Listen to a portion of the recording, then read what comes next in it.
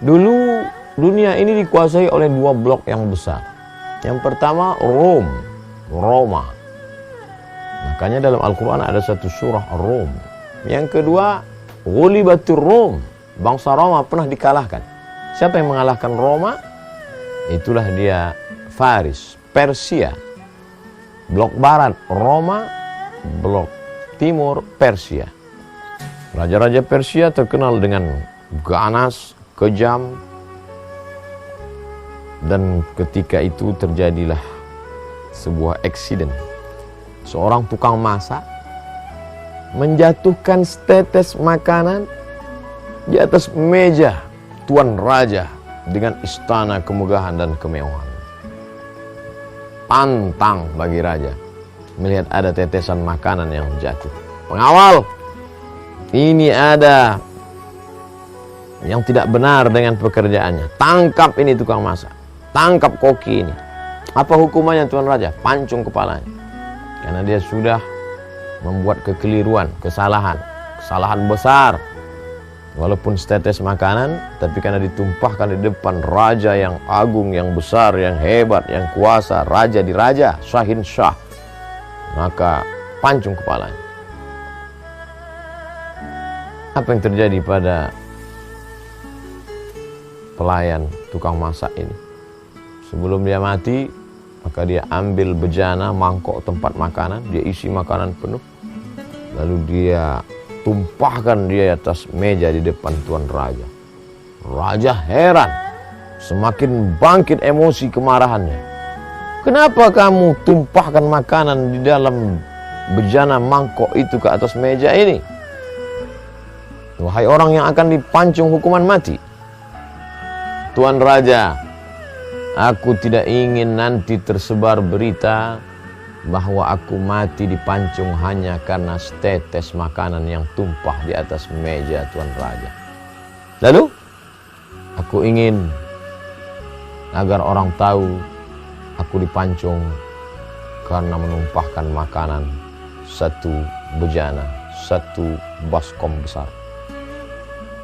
Lama tuan raja Persia berpikir, oh begitu mulia akhlak budi pekertimu, kau selamatkan nama baikku, sehingga aku tidak tertulis dalam sejarah sebagai orang yang amat sangat beringas, brutal dan kejam, membunuh tukang masak koki hanya setetes makanan.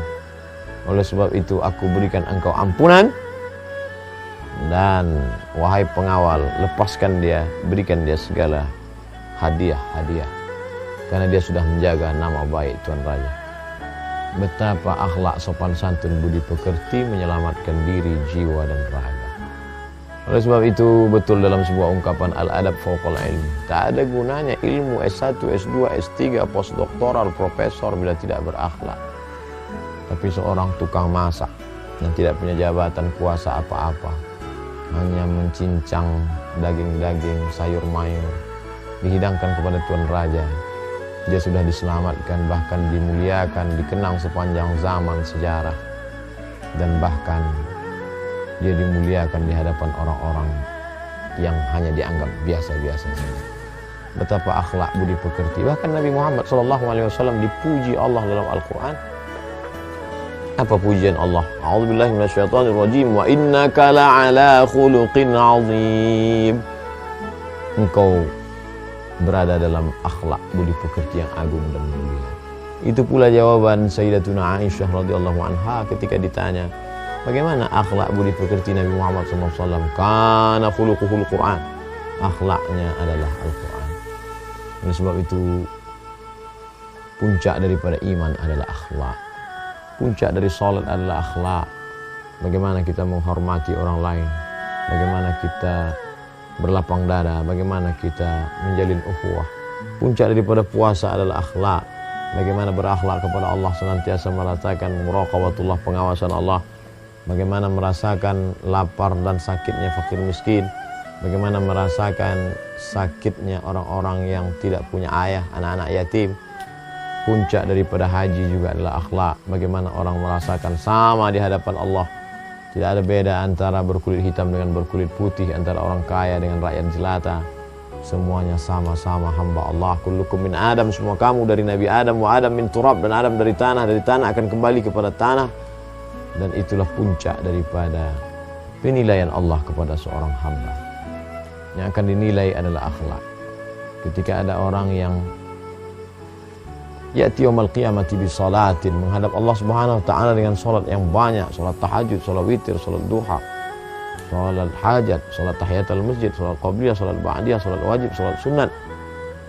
Wasiyamin, dia juga membawa puasa Senin Kamis, puasa Ayyamul Bid 13, 14, 15, puasa Ashura 10, 9, 10, 11 Muharram, puasa 6 hari di bulan Syawal, apalagi puasa Ramadan, bahkan puasa Senin Kamis, bahkan puasa Nabi Daud alaihissalam. Tapi ternyata tidak melembutkan hati, tidak memperbaiki pekerti. Oleh sebab itu maka beribadah baik, tapi merenungkan substansi makna daripada ibadah adalah membentuk akhlakul karimah. Akhlak menyelamatkan seorang tukang masak daripada azab kematian.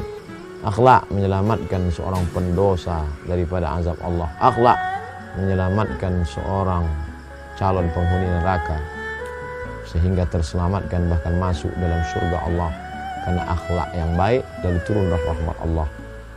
Innama yataghammadani Allahu bi rahmatih. Sesungguhnya Allah meliputi aku dengan rahmat-rahmat. Mudah-mudahan kita termasuk sampai anak cucu keturunan kita orang-orang yang menjaga akhlak. Terima kasih, bermanfaat. Wassalamualaikum warahmatullahi wabarakatuh.